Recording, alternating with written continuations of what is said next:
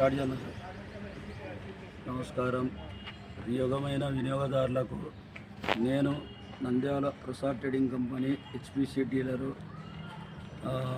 నేను ఒక కిర్లోస్కర్ 5.6 kVది జనరేటర్ కొనుగోలు చేశాను. నేను 25 kV కొనుగోలు చేశాను. అది 29/4. అంతకుముందు గతంలో నాకు చాలా రిపేర్లు వచ్చి చాలా ప్రాబ్లం చేసింది. B6 మోడల్ అని లేటెస్ట్ మోడల్ అని తీసుకున్నాను.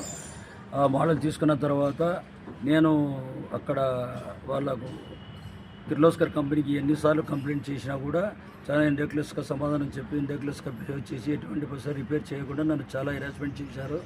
దానివల్ల నా యొక్క బిజినెస్ చాలా లాస్ అయినది. మానసిక క్షోభంగా నేను చాలా ఇబ్బంది పడ్డాను.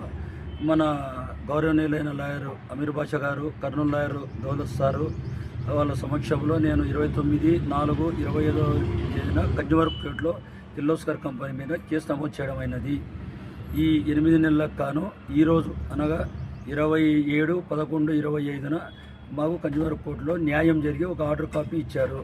5,80,000 రూపాయలు జనరేటర్ కాస్టు, మానసిక క్షోభ కింద 50,000 రూపాయలు, కోర్టు ఖర్చుల కింద 10,000 రూపాయలు ఇచ్చి మాకు కోర్టు ద్వారా న్యాయం జరిగినది.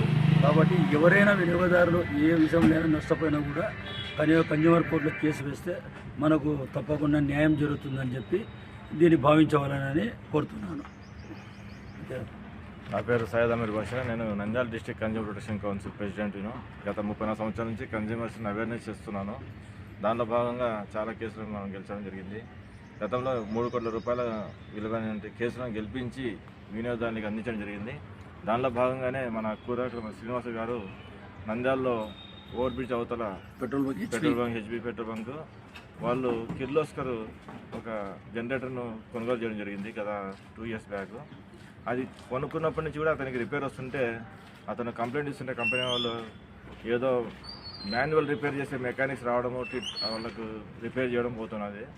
కానీ ఇది వచ్చేసి డిజిటల్ టైప్. ఇది దానికి సంబంధించిన మెకానిక్స్ లేరు వాళ్ళకు. ఆ విధంగా 6 సార్లు చేసినా కానీ అది రిపేర్ కావడం లేదు. దీనివల్ల ఇతనికి ఏమవుతుందంటే కరెంట్ లేనప్పుడు ఎవరైనా కస్టమర్ వచ్చి పెట్రోల్ పట్టుకోవాలంటే జనరేటర్ లేదా అని అనడము, దాంతో ఇతను ఎంతో మానసిక క్షోభకు గురయ్యాడు. ఆ జనరేటర్ లేదు ఇతని దగ్గర అనేసి చాలామంది కస్టమర్లు అతని షాప్ను రావడం మానేసి వేరే పెట్రోల్ బంక్స్ వెళ్ళడం జరిగింది.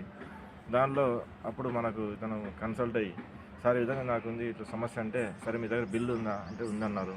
అలాగే దాని బిల్లు, తర్వాత ఆ రిపేర్ వచ్చినటువంటి ఆ డీటెయిల్స్, ఆ తర్వాత అక్కడి ఫొటోస్ తీసుకురండి కన్జ్యూమర్ కోర్టులో కేసు వేస్తామని చెప్పేసి నేను 25 ఏప్రిల్ 2025న నేను ప్లస్ ఇక్కడ ఉన్నటువంటి మన కర్నూలు అడ్వకేట్ దౌలత్ గారి కలిసి ఇక్కడ కేసు నమోదు చేయడం జరిగింది.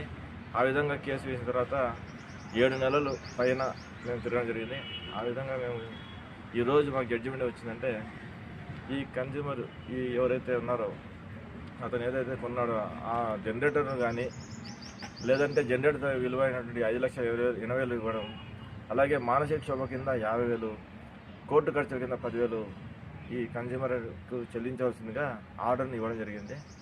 ఇది మా ఒక్క గెలిపే కాదు, మాతో పాటు సహకరించినటువంటి మన శ్రీనివాస గారు, కన్జ్యూమర్ శ్రీనివాస గారు కూడా ఎంతో ఓపికగా ఈ కేసులో వేచి చూసి అవసరమైనప్పుడు సమాధానం చెప్పడానికి రావడం జరిగింది.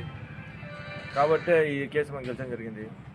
కాబట్టి అందరికీ నేను కోరుకునేది ఏమంటే, ఎవరైనా ఏదైనా వస్తువు కొంటే తప్పకుండా ఏదైనా బిల్ తీసుకోండి. అలాగే డిపార్ట్మెంట్లో ఏదైనా సమస్యలు కానీ మీరు రిసీట్ తీసుకోండి. అక్కడ మీకు ఏదైనా న్యాయం జరగకపోతే మమ్మల్ని కన్సల్ట్ అయితే మేము తప్పకుండా ఆధారంతో తీసుకొని వాళ్ళకి నోటీస్ పంపిస్తాము. వినకపోతే కన్జ్యూమర్ కోర్టులో కేసు వేసి మేము గెలిపిస్తామని ప్రభుత్వం ఉద్దేశం కూడా ఏమంటే కన్జ్యూమర్ యొక్క న్యాయం చేయడమే ప్రభుత్వ ఉద్దేశం. కాబట్టి మన దగ్గర న్యాయం ఉందంటే మనం తప్పకుండా గెలుస్తామని ఈ అవకాశాన్ని ప్రతి ఒక్కరు